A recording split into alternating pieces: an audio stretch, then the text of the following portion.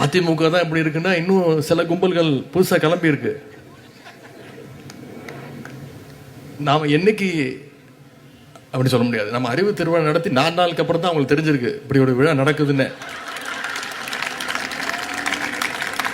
என்ன கேட்குறாங்க, எப்படி நீங்க அறிவு திருவிழா நடத்தலாம், யாரை கேட்டு நடத்துனீங்க, எதுக்காக நடத்துனீங்க?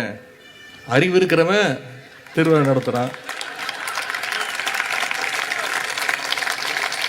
அதுவும் அறிவு திருவிழாவில் அவங்கள விமர்சித்து பேசிட்டோன்னு கோபம் வேற.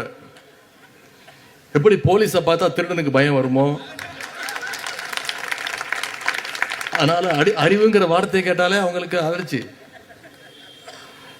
சுகாதார மேம்பாட்டை பற்றி பேசும்போது கிருமிகளை பற்றி பேசாமல் இருக்க முடியுமா?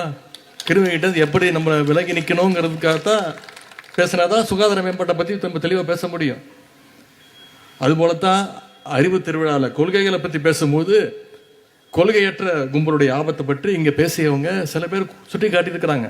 இதையெல்லாம் நம்ம பொருட்படுத்த வேண்டிய அவசியம் இல்லை. திராவிட முன்னேற்ற கழகம் என்பதே ஒரு அறிவு இயக்கம்.